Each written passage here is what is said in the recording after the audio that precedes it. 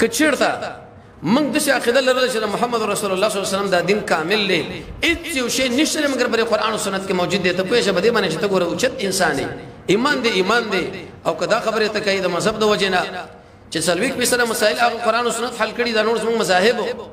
یش پته په سره قرآن او سنت حل کړي دا نور زموږ مذاهب ته د محمد رسول الله صلی الله علیه وسلم دا دین ناقص وګڼلو نتیجه دا چې څومره اعمال دي کړي دي څومره اسلام دي کړي هغه ټول د ګور ځان له نقص او مات کی برباد دي کی امامنا وسيدنا امام بخاري رحمه الله اغل چا ویل وی تعالی د احادیث د محمد رسول الله صلی الله علیه وسلم دا صحیح ودا خو څه کوي چې د محمد رسول الله صلی الله علیه وسلم د احادیث مال ازدري بلکې دا څومره صحیح احادیث د پیغمبر چې دي ټول د پاره مسدد د قران نم الحمدلله ذکر کوما تمره اوچت خلق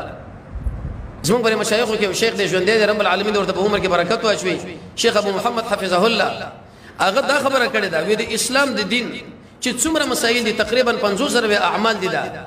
تاسو زمانه سوالو کې د مشکات د کتاب نه تاسو له دغه خبره جواب کوم نور حدیث ولا پرېدا نور کتابونه ولا پرېدا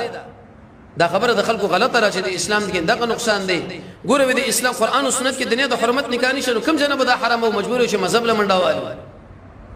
قران او سنت کې د میکه مسله ذکر شوی نه روزه قرباني وکړه غل مجبور شي مذهب له منډاوال قران او سنت کې دا خبره نشته قران او سنت کې دا خبره نشته قران او سنت کې دا خبره نشته مونږ وایو چې کومه مسله په قران او سنت کې نه اغه سره مونږ دین نه وي بلکې هغه به دیني ده نو محمد بن عبد الوهاب رحمه الله دا خبره ذکر کړی ده لکه څنګه چې په دې شرک باندې د انسان د عمل بربادي کې طلب کیږي لری کیږي د قشم په دې باندې بربادي کې چې سړی د رسول الله صلی الله علیه وسلم د دین ناقص وګړي کمی وګړي